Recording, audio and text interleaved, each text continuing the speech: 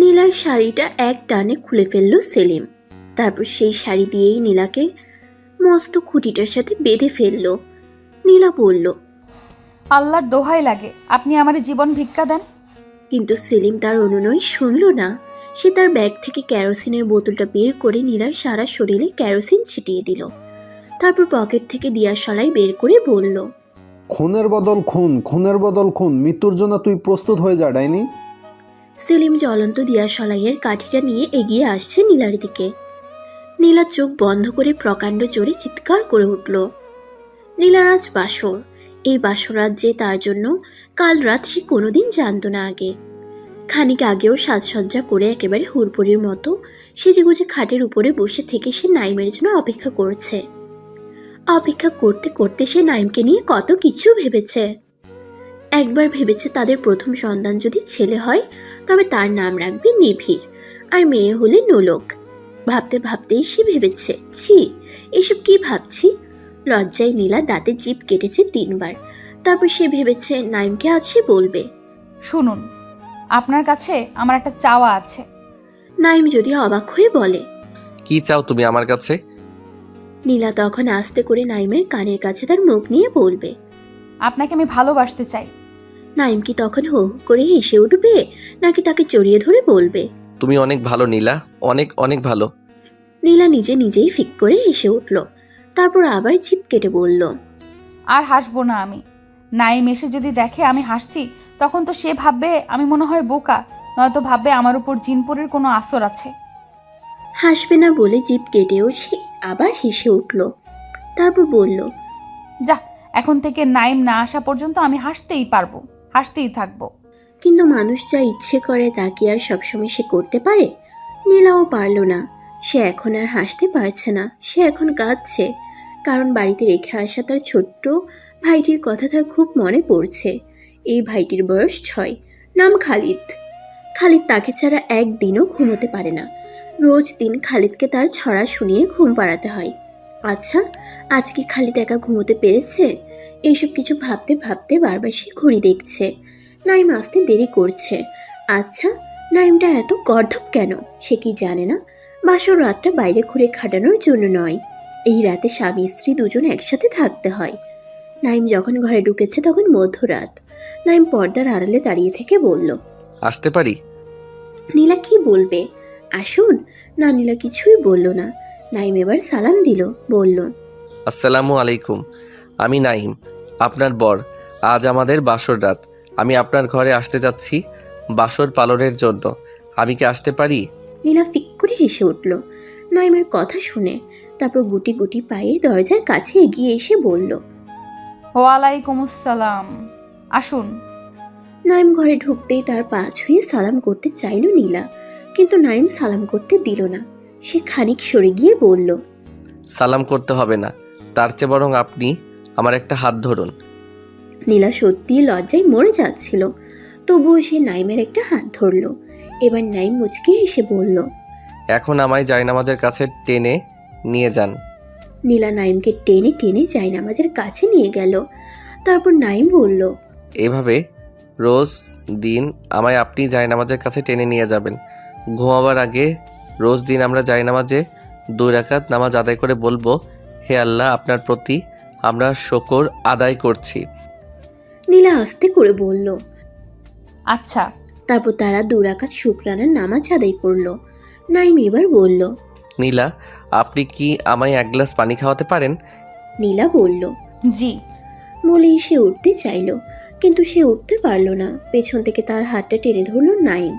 লজ্জায় লাল হয়ে পেছনে তাকালো নীলা। তাকিয়ে সে চমকে উঠল। নাইমের চোখে জল। কি অদ্ভুত ব্যাপার! নীলা খানিক ভয়ও পেল। সে সঙ্গে সঙ্গে নাইমের পাশে বসে বলল, আপনি কি আমার প্রতি ক্রুদ্ধ, কিংবা আমায় পছন্দ হয়নি আপনার? নাইম জলভরা চোখে নীলার দিকে অনেকক্ষণ তাকিয়ে রইল।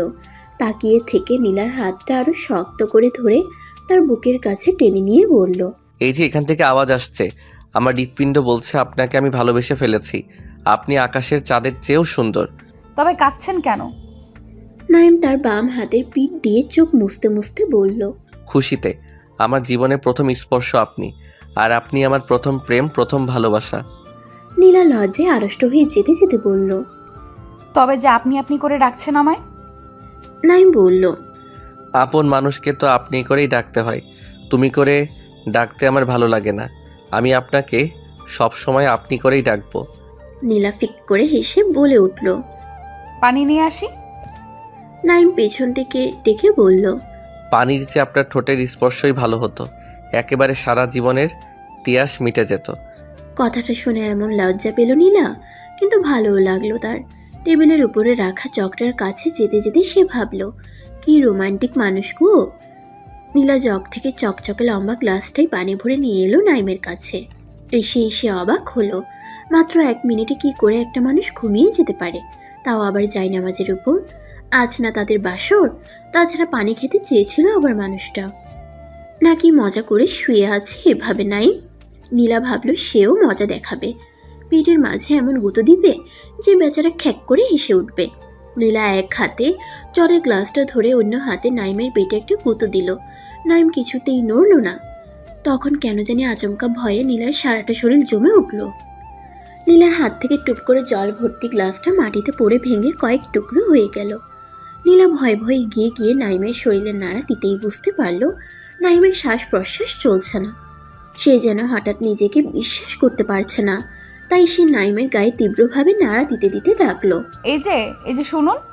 একবার, দুবার এবং বারবার ডাকলো নীলা, কিন্তু কিছুতেই কাজ হলো না।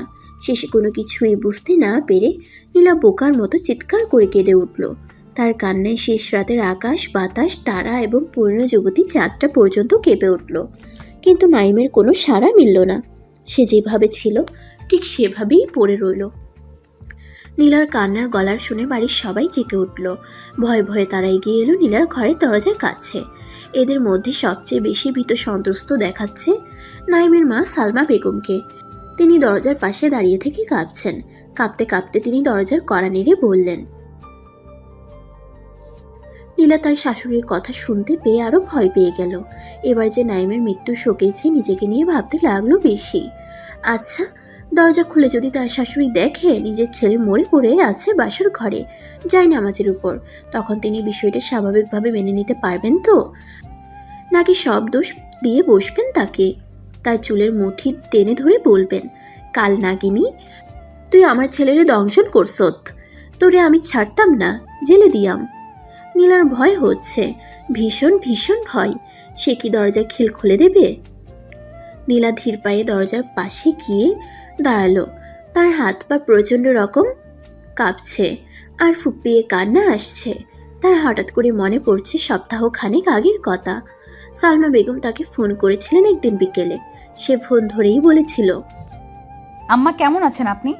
সালমা বেগম তার গলা মধুর করে বলেছিলেন, ভালো আছি আম্মা, তুমি কেমন আছো? শরীর ভালো তোমার গো মা? আলহামদুলিল্লাহ ভালো আম্মা। খাওয়া দাওয়া করছো তো ভালা কইরা? দেখছি তুমি কিন্তু অনেক রোগা। রোগা থাকলে হইব কেমনে? স্বাস্থ্য হইল সুখের মূল মা। এখন থাইকা দিনে 5 বার কইরা খাইবা, খাইয়া স্বাস্থ্য ঠিক করবা। নীলা আস্তে করে বলল। আচ্ছা আম্মা। তারপর সালমা বেগম বললেন, মারে, ইমানের বয়স এখন 25, তার সাথে তোমার বিয়াও দিলাম, তবু আমার মনে হয় কি জানো মা, ইমান বুঝি এই একটু পোলা মাত্র। আসলে সন্তানরা তার মার কাছে সব সময় ছোটই থাকে। ইমানের সাথে তুমি এখন থাইকা ঘর সংসার করবা। সে তোমার স্বামী মা, স্বামী হইল মাথার তাজ গো মা। যার স্বামী দুনিয়ায় নাই সে জানে স্বামী কি জিনিস। তুমি তো বেহুলার মতো জানো। সেই বেহুলা তার স্বামীর জীবন ফিরাইয়া আনার লাইগা কত রাজ্যে গেল, কত কষ্ট সহ্য করলো। এটাই হইল প্রতিভক্তি মা। আবার স্বামীও স্ত্রীর প্রতি অনেক দায়িত্ব।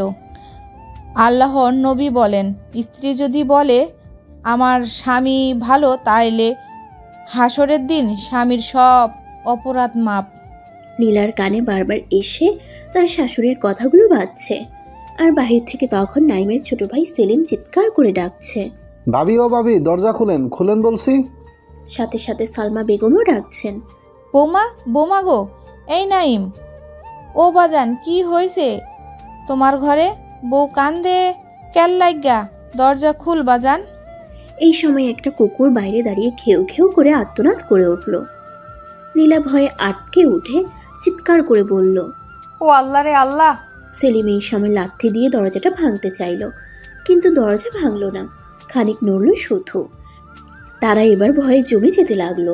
সেলিম এবং তার মা দুজনই কেমন বুদ্ধিশূন্য হয়ে গেল হঠাৎ। এখন তারা কি করবে, কিভাবে ঘরের ভিতরে ঢুকবে কিছুই বুঝতে পারছে না। কুকুরটা আবার ডাকলো, কিন্তু নীলা ভয় পেল না এবার আর। সে আল্লাহর নাম নিয়ে দরজার খিলা হাত দিল, আর মনে মনে ঠিক করলো ভয় পেয়ে কি হবে আর। যে নারীর স্বামী বাসর ঘরে তার স্ত্রীর সাথে মিলনের আগেই মারা যায়, তার আবার কপাল, সে তো বেঁচেও এখন মৃতের সমান। জীবনে কি ভুলতে পারবে কোনোদিন এমন একটি কাল রাতের কথা সে? অথবা তার জীবনে কি আর কোনোদিন স্বাভাবিক অবস্থায় ফিরে আসবে? আজ থেকে তো সে সমাজের চোখে বিধবা সাজবে। খানিক পরেই তার শরীর থেকে নেমে যাবে সকল সাজ সরঞ্জাম, গহনা, রঙিন শাড়ি। তারপর তাকে দেয়া হবে সাদামাটা কোনো পোশাক। কি জীবন তার, কি নির্মম নিয়তি! আহা, খানিক পর হয়তোবা এই বাড়ি লোকারণ্য হয়ে উঠবে লোকে। সবাই এসে ভিড় করবে তার চারপাশে। কেউ কেউ তার দিকে সন্দেহের চোখে তাকাবে।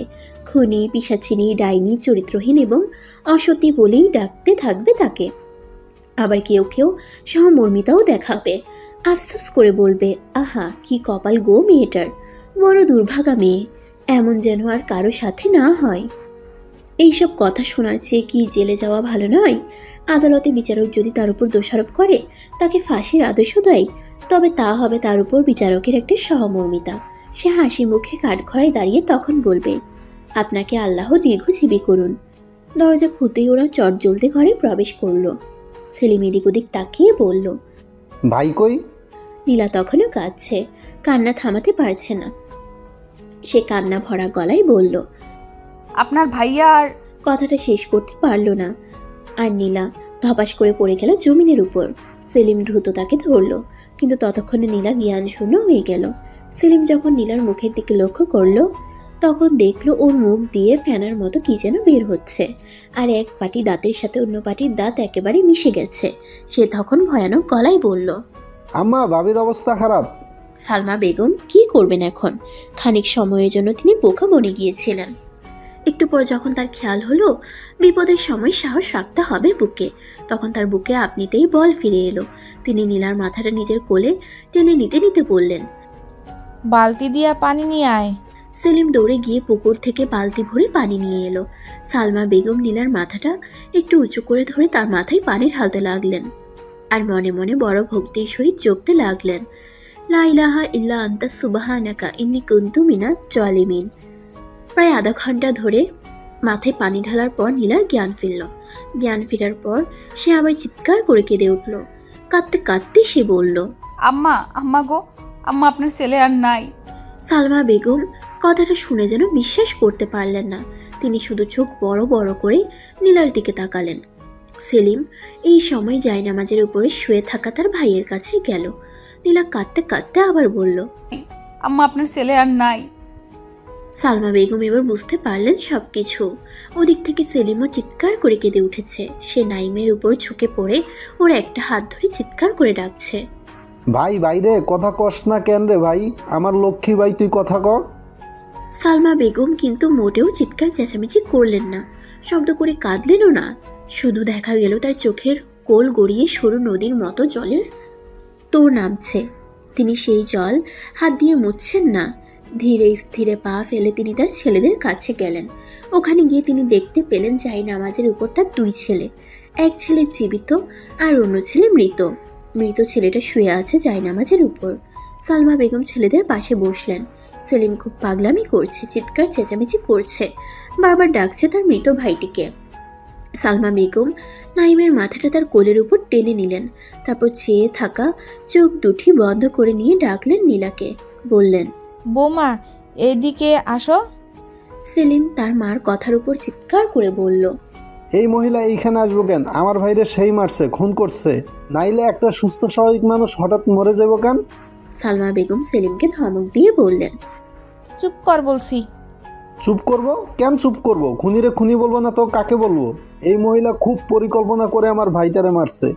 নীলা সেলিমের কথাগুলো শুনেছে, কিন্তু এসব কথা তাকে মোটেও অবাক করে দিচ্ছে না, কিংবা সে ভয়ও পাচ্ছে না এখন আর। কারণ সে জানতো বেহুলার কোনো দোষ না থাকা সত্ত্বেও স্বামীর মৃত্যুর জন্য তাকেই দোষারোপ করা হয়েছিল।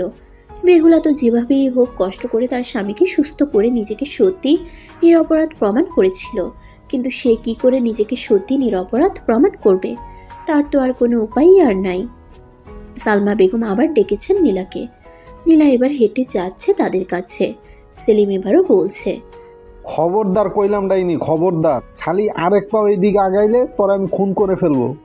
সেলিমের মুখ থেকে এমন একটা ভয়ঙ্কর কথা শোনার পরেও সে এগিয়ে আসছে, কিংবা তার শাশুড়ি তাকে ডেকে নিয়ে কি করে বসেন তাও তো সে জানে না।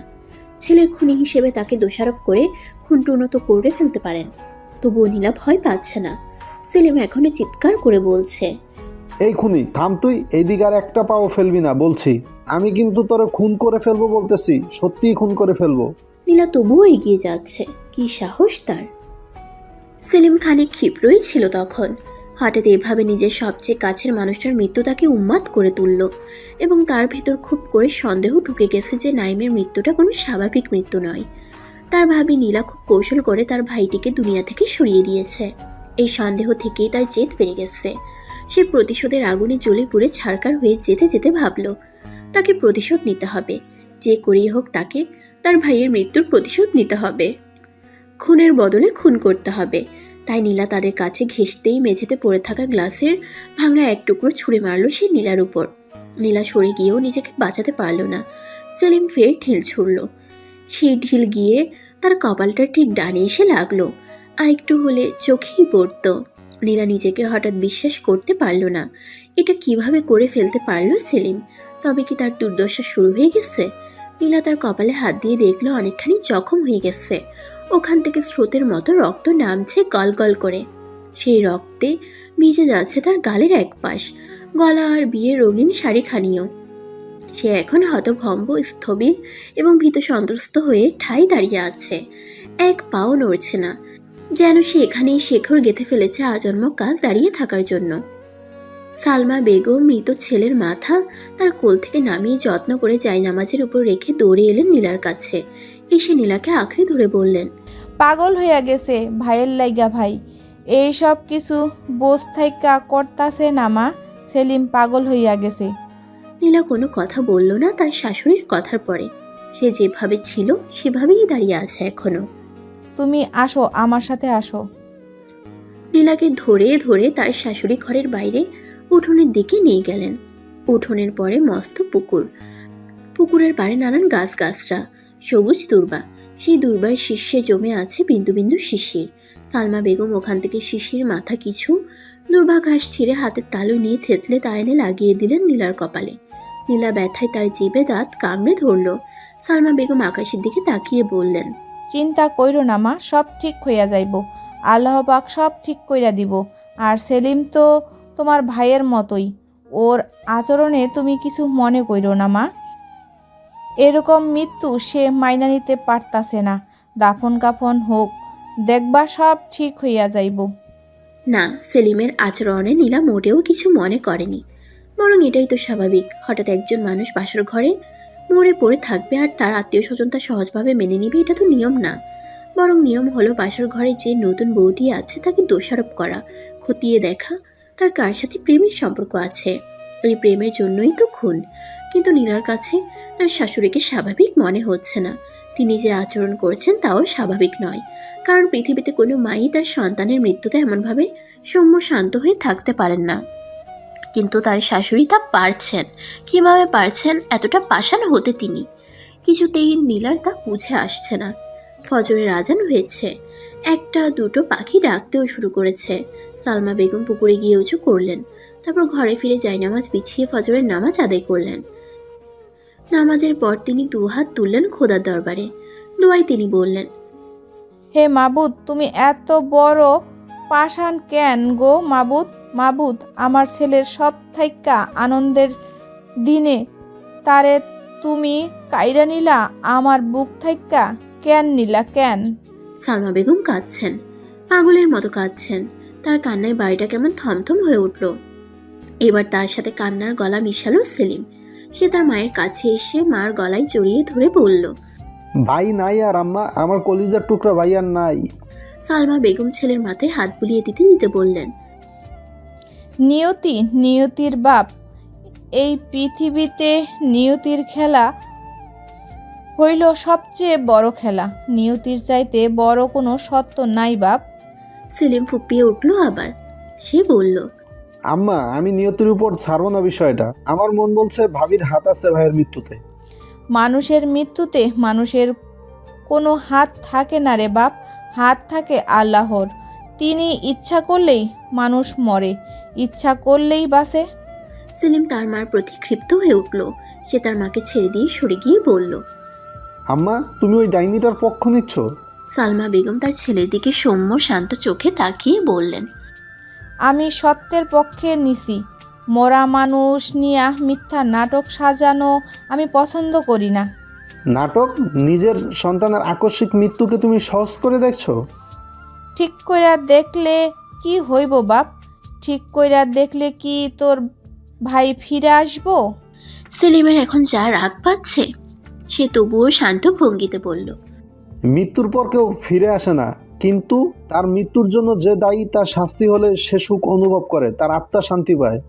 সালমা বেগম বললেন, চুপ কর তো বাপ, আত্মীয় স্বজনের খবর দে, পাড়া প্রতিবেশীরে জানা। তারা যত জলদি আইব তত জলদি দাফন কাফন হইব। ভাইয়ের দাফন কাফনের ব্যবস্থা কর, তার আত্মা কষ্ট পাইতাছে। আত্মীয় স্বজনের খবর দে, জলদি কর সব কিছু। সেলিম মায়ের কথা মতো ঘর থেকে বেরিয়ে গেল। পাড়া প্রতিবেশী আর আত্মীয় স্বজনদের কাছে খবর পৌঁছাতে হবে, জলদি করতে হবে সব কিছু। মায়ের আদেশ, মায়ের আদেশের পরে আর কোনো কথা নেই সন্তানের। সালমা বেগমের সব কথা শুনছিল ও ঘর থেকে নীলা। সে দৌড়ে এসে তার শাশুড়ির কোলের উপর জলের মতো ঝাঁপিয়ে পড়ে চিৎকার করে কেঁদে উঠল। কাঁদতে কাঁদতে বলল, আম্মা, আম্মা, আমার ভাগ্য এত মন্দ কেন গো আম্মা? সালমা বেগম নীলাকে সান্ত্বনা দিতে চেয়ে নিজেই গলা ছেড়ে কেঁদে উঠলেন। এই যে চেষ্টা করলেন কান্না থামাতে, ভাবলেন তিনি কাঁদলে তো নীলা সেলিম আরও ভেঙে পড়বে, কিন্তু তিনি নিজেকে আর ধরে রাখতে পারলেন না। মুহূর্তে দুটি মেয়ে মানুষের কান্নায় বাড়িটি কান্না বাড়ি হয়ে উঠল। ততক্ষণে খবর পেয়ে বাড়িতে মানুষের জটলা শুরু হয়েছে। পাড়া প্রতিবেশী আর আত্মীয় স্বজনেরা আসতে শুরু করেছে ধীরে ধীরে। খবর পেয়েছেন নীলার বাবাও, কিন্তু তিনি এই কথা নীলার মাকে জানাননি। তিনি বলেছেন নীলার শাশুড়ির হঠাৎ বড় অসুখ করেছে, তার নাকি ইচ্ছে বেআইনের সাথে দেখা করার কথা বলার। এই কথা বলে তিনি নীলার মা জাহানারাকে নিয়ে নীলার শ্বশুরবাড়ির উদ্দেশ্যে যাত্রা করেছেন। সত্যি জানলে সহজে মানতে পারবে না বলেই তিনি মিথ্যে বলেছেন তার স্ত্রীর কাছে। সেলিম খুব পাগলামি করছে। একবার বটি নিয়ে নীলার কাছে দৌড়ে গিয়ে তাকে খুন করে ফেলতে চেয়েছে, কিন্তু বাড়ি ভর্তি মানুষের জন্য সে পারেনি। তাকে ধরে ফেলে তার কাছ থেকে বটি কেড়ে নেওয়া হয়েছে। সে এখন বাড়ির পেছনে শিউলি গাছটার নিচে বসে আছে। ওখানেই একদল মানুষ নাইমের জন্য কবর খুঁড়ছে। সে কবর খোঁড়ার কাজে তদারকি করছে। একবার সে এখানেও পাগলামি করেছে। কবর খুঁড়তে থাকা মানুষদের মধ্য থেকে একজনকে সে জিজ্ঞেস করেছে। কবর এত ছোট কেন? যাকে জিজ্ঞেস করেছে তার বয়স 40 পেরিয়েছে। মধ্যবয়স্ক লোকটি বিজ্ঞের মতো বলল, মাপ চুপ কইরেই লইছি, কোনো সমস্যা নাই। সমস্যা আছে, আপনার মাপ ঠিক হয়নি। আপনি আমাদের দুই ভাইয়ের মাপ নিয়ে কবর খুঁড়েন। এই কবর আমাদের দুই ভাইয়ের কবর, জোর কবর। সেলিমের কথা শুনে এই লোকটা এমন ভয় পেল, সে সঙ্গে সঙ্গে কবর থেকে উঠে বাড়ির দিকে দ্রুত পা ফেলে চলে গেল। পেছন থেকে ডেকেও আর কেউ তাকে পেছন ফেরাতে পারল না। সে ভয় পেয়েছে, ভীষণ ভয়। নীলার বাবা মা এসে গেছেন। নীলার মা কিভাবে যেন বাড়ির দেউটি পর্যন্ত আসতেই বুঝে গেছেন আসলে কি ঘটেছে এই বাড়িতে। তিনি দ্রুত পায়ে বাড়ির ভেতরে ঢুকলেন। তারপর সর্বহারা কোনো মা পাখির মতো আর্তনাদের গলায় ডাকলেন, নীলা, নীলা মারে। নীলা তখন বসে আছে বড় ঘরের খাটের উপর। না, বউ সেজে নয়, বিধবার পোশাকে, সাদা শাড়ি। গায়ের সকল অলংকার খুলে ফেলতে হয়েছে তার। তার দু গালে জলের দাগ বসে আছে, তবুও তাকে কি সুন্দর লাগছে। নীলার চারপাশে মেয়েদের ভিড়। কৌতূহলী মহিলারা জানতে চাইছে কিভাবে কি হলো। এক মহিলা তার কানের কাছে গিয়ে ফিসফিস করে বলল, মেলামেশার পরে মারা গেছে না আগেই? নীলা কোনো উত্তর দেয়নি। এই সময় আমার দরজার পাশে দুটি মহিলা তাকে নিয়ে কথা বলছে। একজন বলছে, আমার মন বলে কি বউ, এখানে একটা বিরাট রহস্য আছে। কি রহস্য আছে? অপর মহিলাটি চোখ কপালে তুলল। তারপর যে মহিলাটি কথা বলতে শুরু করেছিল সেই ফিসফিস করে বলল, বউডারের সুবিধা মনে হইতাছে না। খারাপ মাইয়া, চরিত্রের সমস্যা আছে। দেখো না এখনো মাইয়ার চেহারা কেমন উজলা, যেন খুশিতে আত্মহারা। দেখো দুদিন পর সব ক্লিয়ার হইয়া যায় বা পানির মতো। নীলা শুনেছে, স্পষ্ট শুনেছে। ঠিক এই সময় বাহির থেকে তার মা ডেকে উঠেছে। নীলা গলা শুনেই বুঝে ফেলেছে তার মা এসেছে। সে সঙ্গে সঙ্গে বিছানা থেকে লাফিয়ে নেমে দরজা পেরিয়ে বাইরে চলে গেছে। বাইরে গিয়ে তার মাকে জড়িয়ে ধরে আকাশ পাতাল কাঁপিয়ে চিৎকার করে দ্বিতীয়বার জ্ঞান হারিয়েছে। কিন্তু উপস্থিত অধিকাংশ মেয়ে মানুষই তার জ্ঞান হারানোর চেয়ে তার চরিত্র নিয়ে আলোচনা করতেই বেশি মজা পাচ্ছে। কেউ কেউ বলছে, দেখো দেখো নতুন বউ কি করে দৌড়ে ঘর থেকে বেরিয়ে গেল। সি সি সি সি, অসতী, চরিত্রহীন। দুপুর 2টো, আকাশে কড়া রোদ। লাশ জলদি দাফন করতে হবে। জানাজা হয়ে গেছে। খাটিয়া করে কবরের পাশে লাশ নিয়ে যাওয়া হচ্ছে। বাড়িতে কান্নার রোল পড়েছে। এত মানুষ কাঁদছে যে এখান থেকে নীলা কিংবা সালমা বেগমের গলা আলাদা করা যাচ্ছে না। লাশ যখন খাটিয়া করে নিয়ে যাচ্ছে তখন নীলা চিৎকার করে ডেকে উঠল, একটু রাখুন প্লিজ, একটু রাখুন। বাড়ির সবাই হঠাৎ কান্না ভুলে গিয়ে নীলার দিকে তাকিয়ে আছে। খাটিয়া বাহকেরা থমকে দাঁড়িয়ে গেছে বাড়ির আঙ্গিনায়। তারা কেউ বুঝতে পারছে না নতুন এবং বিধবা বউটি হঠাৎ তাদের থামতে বলল কেন। নীলা দৌড়ে আসছে। তার পেছনে উঠছে লম্বা কালো চুল, আর পেছনে ধুলোয় গড়াচ্ছে সাদা আঁচলখানি। নীলা খাটিয়ার উপর ঝুঁকে গিয়ে কাফনের কাপড়টা নাইমের মুখ থেকে খানিক সরিয়ে নিয়ে অনেকক্ষণ ধরে তাকিয়ে রইল। তারপর যখন তার চোখ ভিজে উঠছিল জলে, তখন সেই জল বাঁ হাতের পিঠ দিয়ে মুছে ভেজা গলায় বলল, আপনি যে আমায় ছেড়ে এভাবে একা একা চলে যাচ্ছেন, আমার কি হবে বলুন তো? আপনি এমন স্বার্থপর কেন? আমি কিভাবে একা বেঁচে থাকবো এই পৃথিবীতে? আপনাকে যে আমি ভালোবেসে ফেলেছি। আপনি কি জানেন না নারীরা খুব মায়াবতী হয়? বিয়ের পর নারীরা শুধু তার স্বামীকেই ভালোবাসে। আপনি কি জানেন না একজন নারীর কাছে তার স্বর্গ তার স্বামী? তারপর সে নাইমের মুখে, কপালে আর নাকে খানিক ছুঁয়ে দিল তার হাত। তার ভেজা হাতের স্পর্শ কি নাইম পাচ্ছে? মানুষ মৃত্যুর পরেও কি তার প্রিয়জনদের স্পর্শ পায়? যদি পেত তবে তার মাঝে এখন তার মরে যাওয়ার স্থানটিতে পড়ে গড়াগড়ি করে রোদন করছে তার টের পেত নীলার ভালোবাসা, সেলিমের ভ্রাতৃত্বের দৃঢ়তা। ওরা জানতো নীলা সহজে লাশের কাছ থেকে সরবে না, তাই তারা নীলার বাবাকে ডাকলো। ফৈজুর রহমান তার শক্ত হাতে নীলাকে ঝাপটে ধরে রাখলেন, আর এই সুযোগে তারা লাশ নিয়ে চলে গেল কবরের কাছে। নীলা কাঁদছে, রোদন করে কাঁদছে আর বলছে, আপনি তো বলে গেলেন না আমি এখন কি করব। আপনি না বলেছিলেন আপনাকে রোজ দিন জায়নামাজের কাছে হাত টেনে টেনে নিয়ে যেতে? এখন তো আপনিই চলে গেলেন। আপনি কি ভীষণ মিথ্যাবাদী। নীলার বাবা ফৈজুর রহমান মেয়েকে কত করেছে সান্ত্বনা দিচ্ছেন, কিন্তু এতে কোনো কাজ হচ্ছে না। নীলা কাঁদছে, যেন কাঁদতে কাঁদতে সেও আজ মরে যাবে। সেলিম আবার পাগলামি শুরু করেছে। নাইমের লাশ কবরে নামাতে দিচ্ছে না। চিৎকার করে কাঁদতে কাঁদতে বলছে, আমি ভাইকে ছাড়া থাকতে পারবো না, আমি ভাইকে ছাড়া থাকতে পারবো না, আমি ভাইকে কবর দিতে দেবো না। সবাই বুঝ দিচ্ছে, কিন্তু কাজ হচ্ছে না। তার মা এলে কাজ হবে, মাকে মানবে এই ভেবে তার মাকে ডাকা হলো। সালমা বেগম এসেছেন। তার ভিতরে পুরে ছারখার হয়ে যাচ্ছে, তবুও তিনি এমন ভান করলেন যেন তিনি শক্তপোক্ত আছেন। তিনি ছেলেকে আদেশ করলেন, বাবা এদিকে আয়, আয় আমার কাছে আয়। সেলিম তার মার ডাকে সাড়া দিয়ে সঙ্গে সঙ্গে মার কাছে চলে গেল। সালমা বেগম ছেলেকে জড়িয়ে ধরে বললেন, আমার এক ছেঁড়া চইলা গেছে, তুইও যদি এরকম করস তখন আমার কি ভালা লাগে বাপ? সেলিম কাঁদতে কাঁদতে বলল, আমি পারি না, ভাইকে বলতে পারি না আমি আম্মা। সালমা বেগম ছেলের সাথে নানান কথা বলতে লাগলেন। তখন নানান বুঝ দিলেন ছেলেকে, আর এই সুযোগে তারা কবর দিয়ে ফেলল নাইমের। সাথে সাথে সেই কবরে বাঁশ দিয়ে বেড়া দেওয়া হলো। কালকের জীবন্ত হাসি খুশি মানুষটা এখন কবরের ভেতরে। আহা কি জীবন, ক্ষুদ্র জীবন। জাহানারা বলছেন নীলাকে সাথে করে বাড়ি নিয়ে যাবেন। স্বামীহীন মেয়ের তো এখানে থেকে কোনো লাভ নেই। তাছাড়া এমন না যে তার মেয়ের বিয়ের বছর খানিক পরে তার স্বামী মারা গেছে। এমনকি দিন 10 নয়, বাসরের আগেই মৃত্যু। তিনি তার মেয়েকে বিধবা হতে দিবেন না, কিছুতেই না। মেয়েকে তিনি বললেন এইসব সাদামাটা কাপড় ছেড়ে তার রঙিন কাপড় পরতে। তার মেয়ে বিধবা নয়, এটাই তিনি প্রমাণ করতে চাইছেন। কিন্তু নীলা তা মানছে না। সে তার মায়ের কথার প্রতিবাদ করেছে, বলেছে, বিয়ের পর কোনো মেয়ের স্বামী মারা গেলে সে বিধবাই হয় মা।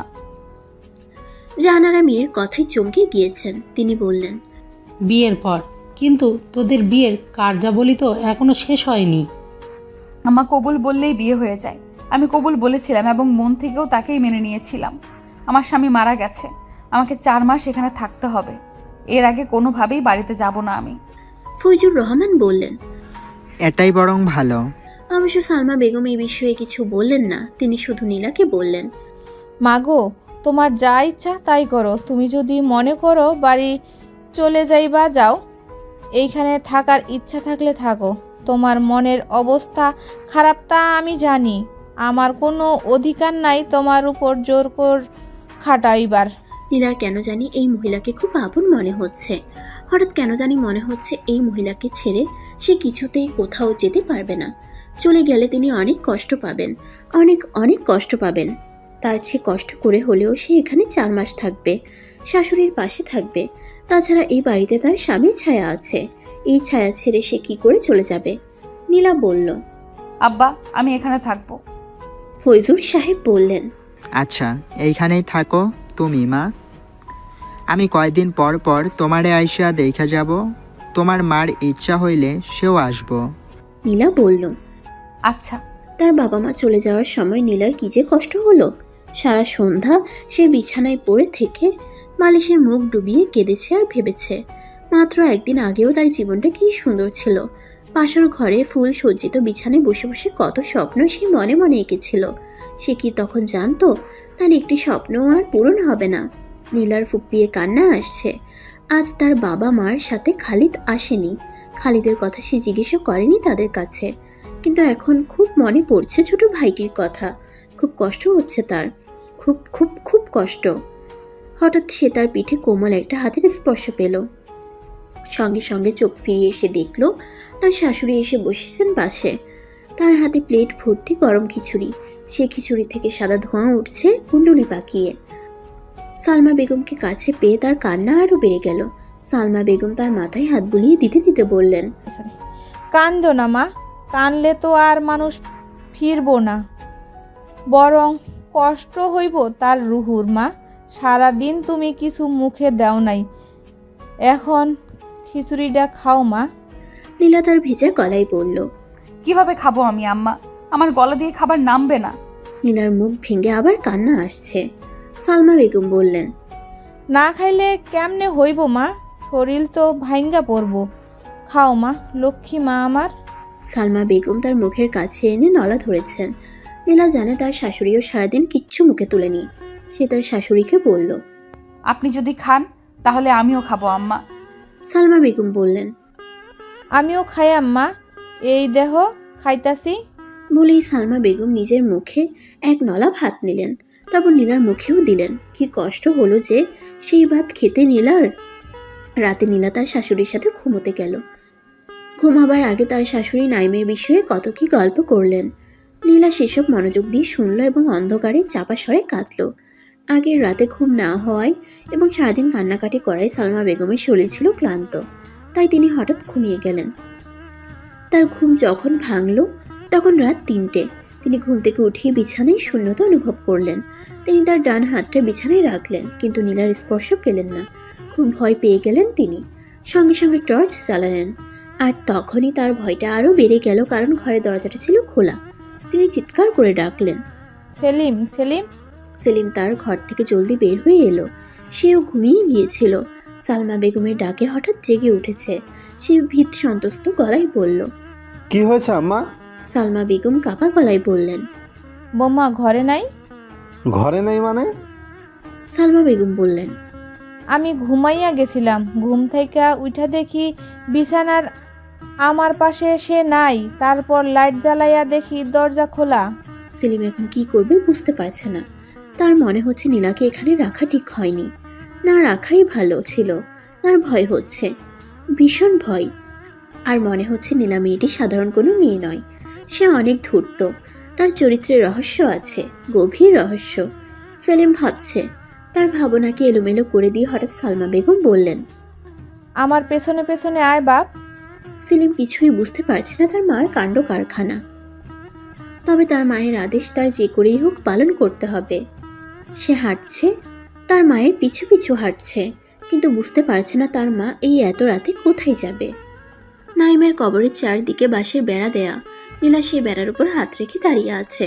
কবরের উপর তখন গুটি কয়েক জোনাকি পোকা মিটমিট করে চলছে। দূরের বন থেকে কামিনী ফুলের মিষ্টি অথচ মনকাড়া গন্ধ আসছে বাতাসে ভেসে। নীলা হঠাৎ কথা বলল, আপনি আমায় ডেকেছিলেন কেন? ভয় পেয়েছিলেন বুঝি একা একা? না, আমি ভয় পাই না। আমি পুরুষ মানুষ কখনো ভয় পায় না। তাহলে ডেকেছিলেন কেন? আপনার সাথে কথা বলতে খুব ইচ্ছে করছিল। সারাদিন তো মানুষ ছিল আমার চারপাশে, তাই কথা বলতে পারিনি। এখন পরিবেশ নীরব, নিস্তব্ধ, কেউ নেই আমার পাশে। এই তো কথা বলার সময়, তাই আমি আপনাকে ডেকেছি। আমার সাথে আপনার এত কথা বলতে ইচ্ছা হয় কেন? আমি আপনার কে? এমন উদ্ভট প্রশ্ন শুনে নাইমের যা মন খারাপ হলো। তবুও কি প্রিয়তমা স্ত্রীকে তার মন খারাপই দেখানো যায়? সে মিষ্টি হেসে বলল, স্ত্রী? আপনি আমার স্ত্রী হন। স্ত্রী? স্ত্রীকে তো আপনি ভালোই বাসেন না। ভালোবাসলে কি আর একা ফেলে চলে যেতেন? আমি আপনার সাথে কথা বলবো না, একটা কথাও আর বলবো না।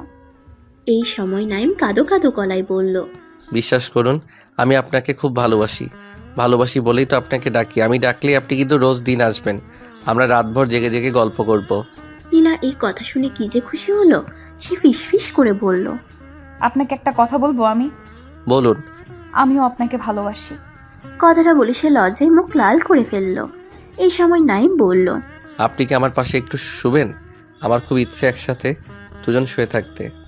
নীলা মৃদু হেসে লজ্জায় লুকিয়ে যেতে চাওয়া শব্দে বলল, আচ্ছা। তারপর নীলা একেবারে কবরের গা ঘেঁষে মাটিতে শুয়ে পড়ল এবং অল্পক্ষণের ভেতর ঘুমে তলিয়ে গেল। সালমা বেগম টর্চের আলোতে দূর থেকে দেখলেন কবরের পাশে সাদা কাপড়ের মতো কিছু একটা চকচক করছে। তিনি দ্রুত পা ফেলে কবরের পাশে গেলেন। তার পেছনে পেছনে গেল সেলিম। তিনি কাছে গিয়ে চমকে উঠলেন। নীলা শুয়ে আছে কবরের গা ঘেঁষে, তার পরনে সাদা থান শাড়ি। এই শাড়িখানাই সারাদিন তার পরনে ছিল। রাতেও এই শাড়ি পরে সে ঘুমোতে গিয়েছিল। সাদা শাড়ি পরে সবুজ লতাপাতার ভেতরে শুয়ে ঘুমিয়ে থাকা নীলাকে কি যে পবিত্র দেখাচ্ছে। এমন একটা লক্ষ্মী মেয়ের জীবনে এত কষ্ট কেন? সালমা বেগমের চোখে জল নেমে এলো মুহূর্তেই। সেলিমও তার চোখে হাত দিল। তার চোখও কি খানিক ভিজে উঠেছে জলে। সালমা বেগম নীলার গায়ে স্পর্শ করে আস্তে করে ডাকলেন, বৌমা, ও বৌমা। নীলা চমকে উঠে তাকাতেই দেখলো তার শাশুড়ি তার গা ছুঁয়ে আছে এবং চারদিকে তাকিয়ে দেখলো ঘন অন্ধকার। সে অন্ধকারের ভেতর টর্চ হাতে দাঁড়িয়ে আছে সেলিম। সেলিমকে দেখে তার ভয়ে বুক জেমে উঠল। সালমা বেগম বললেন, মা, এইখানে তুমি আসলা কেন এত রাতে? জায়গাটা তো ভালো না। নীলা কথা বলল না। সে চুপচাপ উঠে বাড়ির পথ ধরল। সালমা বেগম আর কিছু বললেন না, চুপচাপ হাঁটছেন আর কথা বলল সেলিম। সে থমথমে গলায় বলল, কাল সকালে ওনার বাপরে খবর দেবো আম্মা। কি খবর দিবি? আটকে ওঠা গলায় জিজ্ঞেস করলেন সালমা বেগম। সেলিম বলল, এইখানে কোন ভরসায় ওনারা রাখবেন আপনি? ওনার ব্রেনের সমস্যা। পাগল ছাড়া কি নিশিরাতে কেউ এমনি কবরের পাশে গিয়ে শুয়ে থাকে? নীলা কথাগুলো শুনছে আর হাঁটছে। তার কাছে এই কথাটির জবাব আছে, কিন্তু সে জবাব দিচ্ছে না, কারণ কথাটি তার কাছে সরাসরি বলেনি সেলিম। কথা বলেছে সালমা বেগমের কাছে। সালমা বেগমই জবাব দিলেন, বললেন, বৌমা, পাগল হইলে তো তুমিও পাগল। তুইও তো ভাইয়ের লগে কবরে থাকতে চাইছিলি। সেলিম কি বলবে এখন? তার কাছে কোনো যুক্তি নেই। তবুও সে বলল, আম্মা, তুমি শুধু শুধু বিপদ ডেকে আনতাছো। ওনার এইখানে থাকার কোনো মানে হয় না। ভাই তো আর এখন নাই, ওনারও তো একটা ভবিষ্যৎ আছে। এখানে না থেকে উনি বাড়িতে থাকলে ভালো থাকবেন। ওনারে বাড়িতে পাঠিয়ে দাও। সালমা বেগম ছেলেকে তখন ধমক দিলেন। কোনোদিন ছেলেকে তিনি ধমক দেননি। সেলিমের মন খারাপ হলো, খুব মন খারাপ হলো। সালমা বেগম এ নিয়ে মাথা ঘামালেন না। তিনি ধীর পায়ে নীলার কাছে গেলেন। তারপর তার একটা হাত টেনে ধরলেন। নীলা ভয়ে জমে যাওয়া শরীর নিয়ে থমকে দাঁড়ালো। সালমা বেগম তখন স্পষ্ট গলায় বললেন, নীলা আইস থাইকা আমার বউ না, শুধু সে আমার মাইয়া। আমার মাইয়া আমারে সাইরা কোনো দিন যাইব না, কোনো দিন না। তার শাশুড়ির এই ভরসার কথাটি শুনেও নীলার কান্না পেয়ে গেল। কি অদ্ভুত, নারীরা অত মায়াবতী হয় কেন? ঘরে ফিরে সালমা বেগমের দু চোখ আর এক হলো না। অনেকক্ষণ শুয়ে থাকার পর তিনি নীলাকে বললেন, বৌমা তুমি আর ওইখানে যাইও না কেমন মা? নীলা বড় কাতর গলায় বলল। আমি তার কথায় অবাধ্য হব কি করে আম্মা? তিনি যে আমার স্বামী। সালমা বেগম চমকে উঠলেন। তার কথার অবাধ্য যাইবা মানে? আম্মা, তিনি আমার সাথে গল্প করতে ডাকেন, আমি ছাড়া আর কে গিয়ে তার সাথে গল্প করবে? সালমা বেগম বুঝতে পারলেন নীলা মানসিকভাবে অসুস্থ হয়ে গেছে। সে তার নিজের ভেতরেই নাইমের একটা সত্তা দাঁড় করিয়ে নিয়েছে। সেই সত্তার ডাকেই সাড়া দিয়ে সে রাত বিরাতে কবরের পানে ছুটে যায়, শুয়ে থাকে কবরের সাথে তার গা মিশিয়ে, কথাও বলে। সালমা বেগম বললেন, নাইম তোমার সাথে কথা বলে ওইখানে গেলে? বলে। কি কথা বলে? নীলা লজ্জায় বালিশে মুখ লুকিয়ে ফেলে বলল। কত কথা বলে। তারপরে হি হি করে হেসে উঠল নীলা। কিন্তু এই হাসিটাকে সালমা বেগমের কিছুতেই অস্বাভাবিক মনে হলো না, কিংবা নীলাকে তিনি পাগলও ভাবছেন না। নীলার উপর দিয়ে কতটা ধকল যে গিয়েছে তা তিনি জানেন বলেই তিনি মা, একজন মায়াবতী মা। শেষ রাতে মায়ের রুমের মতো শাশুড়ির গায়ে রুমের ভেতর শুয়ে থেকে চোখ মুদে এলো নীলার। আর তখনই কাণ্ডটা ঘটলো। সে ঘুমে থেকেই দেখলো সন্ধ্যা হয়ে গেছে, আর তখন ঘরে কেউ নেই। সালমা বেগম কোথায় যেন গিয়েছেন, শুধু ঘরে আছে সেলিম। তার চেহারা কেমন অগ্নি মূর্তির মতো ধারণ করেছে, তার ঠোঁটে কেমন শয়তানি হাসি ঝুলে আছে, আর তার কাঁধে একটা মস্ত কালো রঙা ব্যাগ। সে এগিয়ে আসছে কেমন অদ্ভুতভাবে হেঁটে।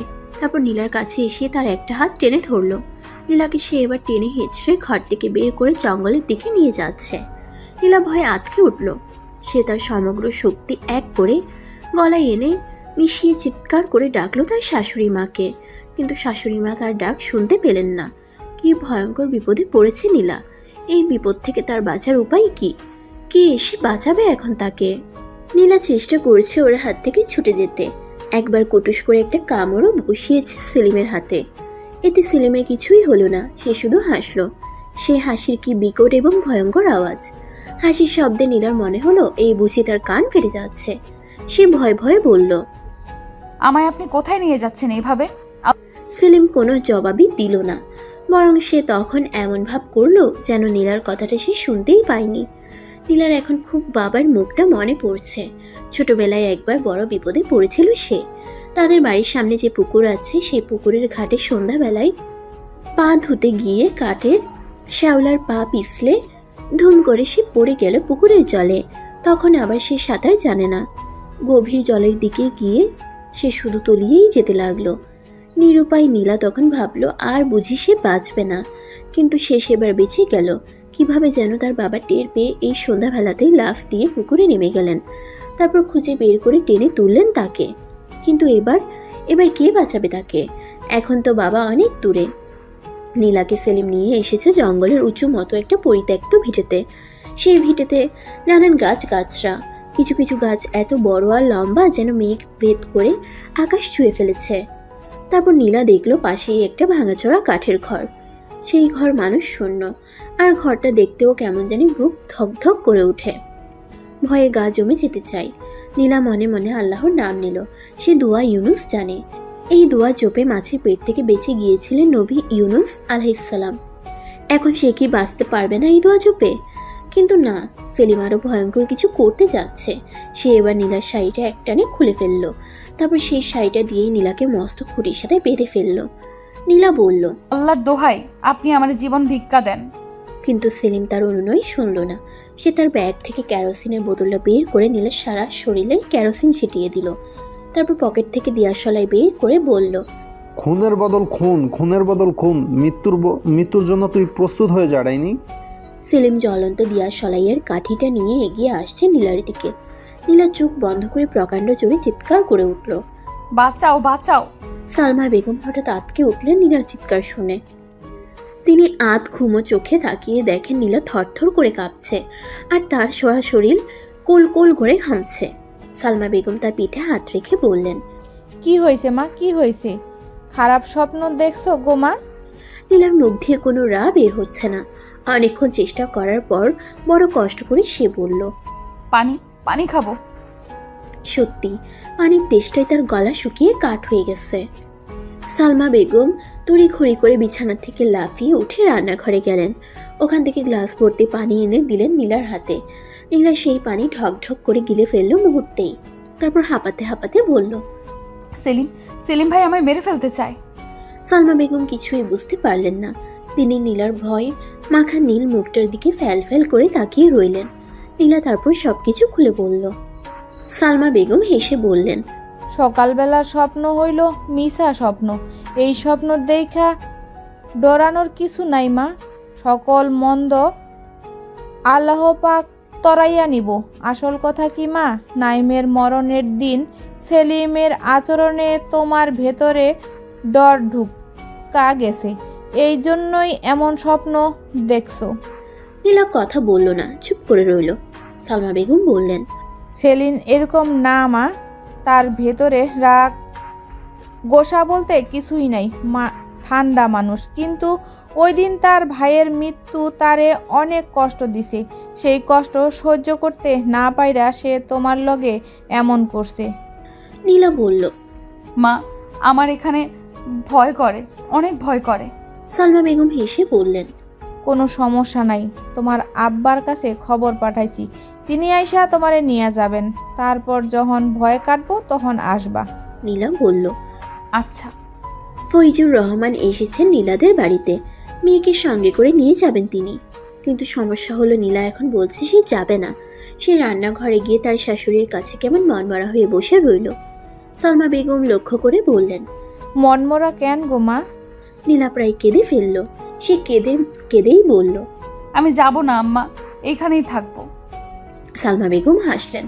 তারপর নীলার কাছে এসে তাকে জড়িয়ে ধরে বললেন, ফৈজুর রহমান তার মেয়েকে পাগলের মতো ভালোবাসেন। নীলা যখন বাবার কাছে এসে দাঁড়িয়ে বলল, আব্বা আমি 4 মাস পরে যাব এখান থেকে, এখন যাব না। ফৈজুর রহমান খিলখিল করে হেসে উঠে বললেন, ঠিক আছে মা। নীলা তখন খালিদের কথা জিজ্ঞেস করলো। সে বলল, বাবা খালিদ কেমন আছে? ভালো আছে। আমার কথা জিজ্ঞেস করে না? করে তো, প্রথম প্রথম কাঁদতো তোর লাইগা, এখন অবশ্য কাঁদে না। মাঝে মধ্যে মনে হইলে জিজ্ঞাসা করে, বুবু আসবো কখন। নীলার কেন জানি হঠাৎ কান্না পাচ্ছে। সে এবার জিজ্ঞেস করলো, খালিদ কি একা একা ঘুমাতে পারে? তার মার সাথে ঘুমায়। নীলার এবার যা কান্না পেল, সে সত্যি হাওমাও করে কেঁদে উঠল। কাঁদতে কাঁদতে ভাবলো, মানুষ বড় অদ্ভুত প্রাণী। তাদের জীবন কারোর জন্য থেমে থাকে না। যেমন খালিদের থাকছে না তার জন্য, কিংবা তার থাকছে না খালিদের জন্য। ফয়জুল সাহেবের খারাপ লাগছে, খুব খারাপ লাগছে। তার কান্না আসছে বুক ভেঙে। কান্না আসছে তার মেয়েটির কষ্টের কথা মনে করে। আহারে, এমন লক্ষ্মী একটা মেয়ের জীবনে কি করে এমন হয়ে গেল? অন্য কারোর মেয়ের তো এমন হলো না, তার মেয়ের কেন এমন হলো? তিনি কি অত বড় পাপ করেছেন যে এর এত বড় শাস্তিটা তার মেয়েকেই শুধু পেতে হলো? সময় কারোর জন্য থেমে থাকে না, সে বয়ে চলে তার আপন গতিতে। নীলার বিয়ের আজ 2 মাস 16 দিন পার হলো, আর তার বিধবা হওয়ার আজ 2 মাস 15তম দিন। এই সময়ের প্রত্যেকটা সেকেন্ড জানে নীলার দীর্ঘশ্বাস কতটা ভারী। সে এখন শব্দ করে কাঁদতেও পারে না। সে কাঁদে নীরবে, চুপি চুপি অন্ধকারে। সে এখন শব্দ করে কাঁদতেও পারে না। সে কাঁদে নীরবে, চুপি চুপি অন্ধকারে, যেন কেউ না দেখতে পায় তার এই আহাজারি, তার এই দুঃখ। কিন্তু একজন ঠিক দেখেন তার এই কষ্ট। তিনি জানেন তার দীর্ঘশ্বাসের ওজন। বিকেল, দগদগে সূর্য তেজ হারিয়েছে অনেকখানি। নীলা রোজ দিনের মতো নাইমের কবরের কাছে অনেকক্ষণ দাঁড়িয়ে থাকার পর বাড়ি ফিরছিল। এই সময় সে মধ্যবয়স্ক 2জন মেয়ে মানুষের গলায় থমকে দাঁড়ায়। ওরা কথা বলছে ঘরের বারান্দায় বসে। একজন নীলাদের ঘরের কাজের মেয়ে কুলসুম, আর অন্যজন ও বাড়ির খালেদা দাই। খালেদা দাই বলছে, মানসি কয় না, মার চাই মাসির দরদ বেশি। নইলে কি আর নিজের বাপ মা থইয়া মরাপতির মায়ের বাপের সেবার লইয়া পইরা থাকে কোনো মানুষ? কুলসুম তখন খিলখিল করে হেসে উঠে বলল, না গবু, তুমি ঘটনা ধরতে পারো নাই। মার চেয়ে মাসির দরদ বেশি না, স্বামীর চেয়ে দেওরের দরদ বেশি। বলে আবার হেসে উঠল কুলসুম। খালেদা তাই কথাটা শুনে চোখ কপালে তুলল। তারপর অদ্ভুত কণ্ঠে বলল, হাসানি, কুলসু জীবনে মিশা কয় না বউ, সে তার স্পষ্ট নয়নে দেখা কথা কয়। কুলসু কি দেখছত? সিগনাল কিছু দেখছত? বউ তুমি এখন যাও তো, আয়সে শুনবো পরে। অক্ষুনি যাই আমগা, খালি ক সিগনাল কিছু দেখছত? তুই দেখছি না তো কি, রাইতে নিশি হইলেও বুড়ে শাহরিরে ঘুম পাতাইয়া ধুইয়া দেওরে শৈলে তা দেয়। বলে অশ্লীল হাসিতে ভেঙে পড়ে কুলসুম। খালেদা দাই দ্রুত পায়ে কেটে পড়ে। নীলার তখন মনে হয় তার পায়ের নিচে কোনো মাটি নেই বুঝি। সে কেমন অসহায়ের মতো আকাশের দিকে তাকায়, তারপর দেখে তার চোখ দুটি জ্বলে জ্বলে উঠছে। সে এবার দ্রুত হেঁটে ঘরের ভেতরে ঢুকে যায়। ঘরের ভেতর ঢুকে দরজাটা ঠাস করে বন্ধ করে দেয়। তারপর বিছানায় উপর হয়ে পড়ে গিয়ে ঢাউস বালিশের পেটে মুখ ডুবিয়ে কাঁদতে শুরু করে। আহা, সে কি কান্না! তার নিজেকে খুব অসহায় মনে হচ্ছে, খুব খুব অসহায়। নীলা ভাবছে তার নিজের কথা, মেয়ে হয়ে জন্মানোর অপরাধের কথা। এখানে থাকা কি তার ঠিক হচ্ছে না? তবে তাকে নিয়ে সমাজে সবাই সমালোচনায় মেতে উঠেছে। এই জন্যই তো সেলিম ওই দিন বলল তাকে বাড়ি চলে যেতে। সে বাড়ি চলে যাবে, এখানে আর এক মুহূর্তও না। নীলা চিঠি লিখলো, তার বাবার কাছে চিঠি লিখলো। সেই চিঠি লিখতে গিয়ে চোখের জলে ভিজে উঠল অক্ষর। সে আবার সেই চিঠি ছিঁড়ে ফেললো, তারপর আবার লিখলো, আবার ছিঁড়লো। কেন এমন করছে সে? নীলা কি করবে কিছুই বুঝতে পারছে না। সে এখন ভাবছে, এতদিন তো সে সহ্য করেছেই, এখন আর কটা দিন? এই তো 4 মাস হয়ে এলো। সে কষ্ট করে থাকবে, থাকতেই হবে যে তাকে। সালমা বেগম ঘরে ছিলেন না, তিনিও বাড়িতে বেড়াতে গিয়েছিলেন। ওখান থেকে এসে দেখে নীলার চোখ মুখ লাল, ফুলে ফেপে আছে। তিনি দেখেই বুঝলেন নীলা কেঁদেছে। সালমা বেগম তার কাছে গেলেন, তারপর নীলার মাথায় হাত বুলাতে বুলাতে বললেন, মন খারাপ মা? নীলা কথা বলতে পারল না, তার কান্না এসে গেল। সে কাঁদো কাঁদো গলায় বলল, আমার কষ্ট হয় আম্মা, আমার কষ্ট হয়। সালমা বেগম তাকে সান্ত্বনা দিলেন, বললেন, আল্লাহ পাক সব সমাধান করবেন। কিন্তু নীলা জানে তার জীবনে কোনো সমাধান নাই। কিভাবে সমাধান হবে? একমাত্র মৃত্যুই তার সহজ সমাধান। মৃত্যুর আগে তো আর তার নাইমের কাছে যাওয়া সম্ভব নয়। সে রাতে নীলা এক অদ্ভুত সুন্দর স্বপ্ন দেখলো। সে দেখলো ওই দিনের স্বপ্নের ভিটে খানিয়ে এখন একটা ফুলের বাগান। সেখানে কত জাতের যে ফুল ফুটে আছে, আর কত রঙের প্রজাপতি পাখি। আর ভাঙা ঘরটা এখন নতুন, কি যে সুন্দর লাগছে দেখতে। সে দাঁড়িয়ে আছে ঘরের সামনে, তার পরনে লাল টুকটুকে একটা শাড়ি। সে অপেক্ষা করছে একজনের জন্য। সেই একজনটা কে? নীলা দেখলো সামনের রাস্তা ধরে নীল পাঞ্জাবি পরে কেউ একজন এগিয়ে আসছে। নীলা ভালো করে দেখার চেষ্টা করলো মানুষটাকে, কিন্তু সে স্পষ্ট দেখতে পাচ্ছে না। স্বপ্নেই তার কান্না পেয়ে গেল। ঘুম ভাঙলো তার কান্না নিয়ে, কিন্তু আজকের কান্না সে তার শাশুড়িকে দেখালো না। সে নাইমের কাছে গিয়ে সবকিছু বলবে বলে বিছানা থেকে ধীরে স্থিরে উঠে টিপ টিপ পায়ে দরজা খুলে সে চলে গেল নাইমের কবরের কাছে। কিন্তু ওখান থেকেও সে এলো প্রচণ্ড কান্না নিয়ে, কারণ নাইম তার সাথে আজ কোনো কথা বলেনি। সে তার সাথে কি নিয়ে রাগ সে বুঝতে পারছে না। ঘরে ফিরতেই নীলা দেখলো সালমা বেগম জেগে উঠেছেন। তিনি তাকে দেখেই বললেন, নাইমের কাছে গেছিলাম মা? নীলা কাঁদো কাঁদো গলায় বলল, জি মা। তারপর সে গাঢ় কান্নায় ভেঙে পড়ল। কাঁদতে কাঁদতে সে বলল, তিনি আমার সাথে কথা বলেন না আম্মা, আমার সাথে কথা বলেন না। সালমা বেগম নীলার দিকে তাকিয়ে তার কান্না দেখছেন আর মনে মনে জপছেন, পৃথিবীতে এমন পবিত্র মেয়ে আমি আর দেখিনি। নীলা আজ চলে যাবে তার বাপের বাড়ি। সকালবেলা তার বাবা ফৈজুর সাহেব এসেছেন। বাবাকে কতদিন পরে দেখেছে নীলা। ফৈজুর রহমান ঘরে দৌড়ে এসেই যখন নীলাকে মা বলে ডাকলেন, তখন নীলার খুব অভিমান হলো। তার বাবা অনেক অনেক দিন ধরে তাকে দেখতে আসেন না, এই জন্য সে মনে মনে ঠিক করেছে আজ বাবার কাছেই যাবে না, লুকিয়ে থাকবে। কষ্ট পেয়ে বাবা বুঝুক আপন মানুষদের অবহেলার কী যন্ত্রণা। কিন্তু নীলা কি কষ্ট দিবে তার বাবাকে? ফৈজুর রহমান যখন দ্বিতীয়বার মা বলে ডাকলেন তাকে, তখন ঘরের দরজা একটানে খুলে সে পাগলের মতো দৌড়ে বেরিয়ে গেল তার বাবার কাছে। তারপর বাবার বুকে জলের মতো ঝাঁপিয়ে পড়ে হাউমাউ করে কেঁদে উঠল। এই যে কত অভিমানের কান্না, কত ভালোবাসার কান্না, তাকে সহজ করে দুবাক্যে প্রকাশ করা যায়? ফৈজুর সাহেবের বুকে নীলা ছোট ছোট কিল বসিয়ে কান্না ভেজা গলায় বলছে, আব্বা, তুমি আমায় ভুলে গেছো? আমি অপয়া হয়ে গেছি না আব্বা? ফৈজুর সাহেবের 2 চোখ জলে ভরে গেছে। তার জল তেষ্টায় শুকনো গলায় কান্না জমেছে অনেক। তার এই মুহূর্তে মনে পড়ছে সেই ছোট্ট নীলার কথা। তিনি তখন ঢাকায় থাকেন, একটা ফার্মে চাকরি করেন। বাড়ি ফিরেন অনেকদিন পর। সে অনেকদিন পর ফেরার কারণে নীলা প্রথম অভিমান করে থাকতো, কিন্তু এক দুবার মায়া ভরে ডাকলে আর গা ধরে থাকতে পারতো না। তখন দৌড়ে এসে ঝাঁপিয়ে পড়তো বুকের উপর, তারপর তার বুকের উপর ছোট্ট গোল গোল হাতের কিল বসিয়ে বলতো, আরও কোনো দিন দেরি করে আসবা তুমি? আরও কোনো দিন দেরি করে আসবা? যদি আরেকবার দেরি করে আসো তবে কিন্তু মেরে ফেলবো তোমায়। ফয়জুর রহমানের চোখ থেকে জল নেমে পাঞ্জাবি ভিজে যাচ্ছে। তিনি হঠাৎ কেঁদে উঠলেন শব্দ করে। এক অপার্থিব দৃশ্য, বাবা আর মেয়ে দুজনকে জড়িয়ে ধরে কাঁদছে। এমন দৃশ্য বড় মায়াময়। সালমা বেগম এই দৃশ্য দেখে আবেগপ্রবণ হলেন। অনেক কষ্টে নিজের কান্না আড়াল করে বললেন, বিয়াই বাপ মেয়ে কান্দনের অনেক সময় পাবেন, এখন ঘরে আসেন। অনেক দিন পর আপনারে পাইছি, এই সময় আপনার সাথে আনন্দে কাটাইতে চাই। ফয়জুর রহমান বড় কষ্টে নিজেকে সংবরণ করলেন। তারপর নীলাকে শান্ত করে তার একটা হাত ধরে ঘরে গেলেন। নীলা তার বাবার সাথে খাটের উপর বসতে বলল, খালিদ কেমন আছে আব্বা? ভালো আছে, আমার সাথে আসতে চাইছিল, আমি নাই। আনলে না কেন আব্বা? বড় অভিমানী গলায় কথাটা বলল নীলা। ফয়জুর রহমান বললেন, আজ তো তুই আমার সাথে যাবি, আনলে আর লাভ কি? ছোট মানুষ, শুধু কষ্ট করে হেঁটে আসবে। এই সময় ঘরে এলো সেলিম। সে এসে সালাম দিয়ে জিজ্ঞেস করলো ফয়জুর রহমানকে। নীলা তখন ওখান থেকে উঠে চলে যেতে বলল, তোমরা কথা বলো আব্বা, আমি শরবত নিয়ে আসি। নীলা উঠে যেতেই শরবত নিয়ে এলেন সালমা বেগম। তিনি এসে শরবত দিয়ে আবার চলে গেলেন। ফয়জুর রহমান শরবত খেয়ে ট্রের উপর শূন্য গ্লাসটা রাখতে বললেন, জমিনে ধানের সাজ কেমন গো বাবা?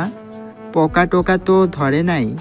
সেলিম বলল, না তালই সাহেব, আলহামদুলিল্লাহ ধানের সাজ ভালো। এখন একটু বৃষ্টি হলেই অনেক ভালো ধান হবে। ফয়জুর রহমান হাসলেন, হেসে বললেন, আজ তো নীলাকে নিয়ে চলেই যাব। তুমি মাঝে মধ্যে বেআইন সাহেবকে নিয়ে বেরাবা আমাদের বাড়িতে। ফয়জুর রহমানের কথাটা শুনে সেলিমের কেন জানি হঠাৎ কষ্ট অনুভব হলো। এই এতদিন ধরে নীলা এখানে থাকায় সে তো তাদের ঘরেরই একজন হয়ে উঠেছিল, আর এখন চলে যাবে এই কথা ভেবেই তার কষ্ট হচ্ছে। তার এখন মনে হচ্ছে পৃথিবীটা কি ভীষণ অদ্ভুত এক জায়গা, এবং মানুষের জীবনটা আরো বড় অদ্ভুত। আর যদি তার ভাই বেঁচে থাকতো তবে নীলা এখানেই থাকতো, কোনোদিন চলে যেত না। তার ভাইয়ের ছোট ছোট ছেলে মেয়ে হতো, সেই ছেলে মেয়েরা তার হাত ধরে খুঁটি পায়ে হাঁটতে ডাকতো কাকা কাকা বলে। আহারে, এমন কেন হলো তবে? তারপর সেলিম ফয়জুর রহমানকে নিয়ে গেল নাইমের কবরের কাছে। কবরটা কেমন এখন পুরনো দেখাচ্ছে। কবরের ভেতর শ্যাওলা জমেছে, লতা পাতাও বেড়ে উঠেছে কিছু। সেলিম কবরের বেড়ায় হাত দিয়ে হাউমাউ করে কেঁদে উঠল। ফয়জুর রহমান তাকে জড়িয়ে ধরলেন, ধরে ভেজা গলায় বললেন, কাইন্দো না বাপ, ভাইয়ের আত্মায় কষ্ট পাইব। সালমা বেগম চুপ হয়ে আছেন, একটা কথাও বলছেন না। তার চোখ টলমল করছে জলে। নীলা অনেকক্ষণ ধরে দাঁড়িয়ে আছে তার শাশুড়ির কাছে। সে কাপড় চোপড় পরে প্রস্তুতি নিয়ে দাঁড়িয়ে আছে। সালমা বেগম অনুমতি দিলেই ঘর থেকে বের হয়ে স্বামীর কবর হয়ে একেবারে বাড়ি চলে যাবে, কিন্তু শাশুড়ির অনুমতি মিলছে না। তিনি কথাই বলছেন না। নীলা তার পায়ের কাছে বসে বলল, আম্মা, আপনি গিয়ে কদিন পর আমায় দেখে আসবেন। আপনাকে না দেখে আমি থাকতে পারবো না। সালমা বেগম কেঁদে উঠলেন, হাউমাউ করে কেঁদে উঠলেন। তিনি এবার জড়িয়ে ধরে ফেললেন নীলাকে, তারপর বললেন, তুমি আমার বউ না মা, তুমি আমার মাইয়া, আমার লক্ষ্মী মাইয়া। মাগো, তোমারে সাইরা আমি থাকবাম কেমনে? আমার ঘর দোর আন্ধার হইয়া যাইব গো মা। নীলাও কাঁদছে, তার শাশুড়িকে জড়িয়ে ধরে কাঁদছে। তারপর তারা গেল বাড়ির পেছনে নাইমের কবরের কাছে, একসাথে কাঁদতে গিয়ে নীলা কবরের ভেতর থেকে এক মুঠো মাটি হাতে নিয়ে গুঁড়ো করে সারা গায়ে মেখে নিল তারপর বলল, আপনাকে আমি সঙ্গে করে নিয়ে যাচ্ছি।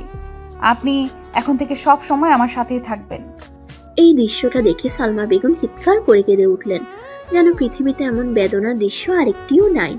নীলা চলে যাওয়ার সময় সালমা বেগমের পা ছুঁয়ে সালাম করলো। সালমা বেগম তাকে টেনে নিলেন বুকে নিয়ে তার পিঠে হাত বুলিয়ে দিতে বললেন, মারে, ভুইলা যাইবা তুমি না? নীলা ভেজা গলায় বলল, কোনো দিন না আম্মা, আমি ভুলতে পারবো না। বলে কেঁদে ফেলল এবং কাঁদতে বাড়ির পথ ধরল নীলা। বাড়ি ফেরার 3 দিন পরেই তার শাশুড়ি চলে এলেন তাদের বাড়িতে। ফয়জুর রহমান তাকে দেখে অনেক অবাক হয়ে গেলেন। নীলা এসেছে মাত্র 3 দিন হয়েছে, এর মধ্যেই তিনি হঠাৎ চলে এলেন কেন? জাহানারা বেগম ঘরের রোয়াকে বসে নীলার মাথায় বিলি কেটে দিচ্ছেন। দীর্ঘদিন চুলের যত্ন না নেয়ায় কেমন ধূসর হয়ে আসছে তার চুল, অথচ ঘরে থাকতে এই চুলের কি যত্ন নিত নীলা। পরিপাটি হয়ে সেজে গুজে থাকতো সবসময় সে। নীলার চুলের ভেতর তেলে চুবিয়ে রাখা আঙ্গুল চালাতে চালাতে তাকে আদরে গলায় বকাঝকা করছেন তিনি। কি হাল করে রেখেছো দেহ চুলের? তোর শাশুড়ির কি তেল কেরনের পয়সা নেই? মার এইসব আহ্লাদি কথায় রাগ করা উচিত নয়, কিন্তু নীলার রাগ উঠে যায়, তার মুখ কেমন ভার হয়ে থাকে।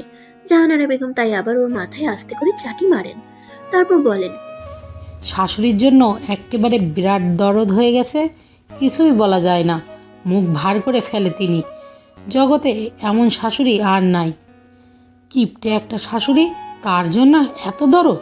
নীলা এবার কথা বলে, সে চাপা গলায় বলে, আম্মা তিনি কিপটে না, তার মন কত বড় তুমি জানো না।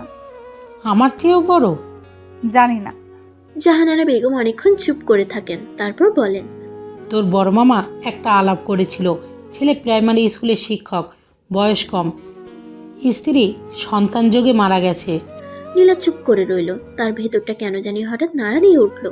মুখ ভেঙে কান্না এসে যেতে চাইছে খুব। সে দ্রুত আঁচলে মুখ ঢাকলো। জাহানারা বেগম লক্ষ্য করে বললেন, বোকা মেয়ে, এইভাবে তো দিন যাবে না। মেয়ে হয়ে জন্মাইছিস, একা একা তো আর জীবন কাটবো না, আমরা কয়েকদিনই বাঁচবো বল। নীলা আঁচলে মুখ ঢেকে কেঁদে ফেলে। জাহানারা বেগম তাকে কাছে টেনে নেন, তারপর ভেজা গলায় বলেন, কপাল, সবই কপাল রে মা, না হলে এই দিন কেন ঘটবো তোর? নীলা তার কান্নামাখা গলায় বলে, পারবো না আমি আম্মা, এনারে ভুলে গিয়ে নতুন কাউরে। জাহানারা বেগম আর কোনো কথা বলেন না, তার নিজেরও খুব কান্না এসে যায়। তাই তিনি কান্না লুকোতে কৌশল করে এখান থেকে উঠে রান্নাঘরের দিকে চলে যায়। তারপর কাঁদেন, লুকোচুরি করে কাঁদেন। খালিদের সাথে উঠোনে বসে নীলা গল্প করছে। খালিদের কি যে রাগ আর অভিমান ছিল তার বোনের প্রতি, সে তো প্রথম কথাই বলতে চায়নি, সে একেবারে বলে দিয়েছে। যে আমায় একা রেখে চলে যায় তার সাথে কথা বলি না আমি।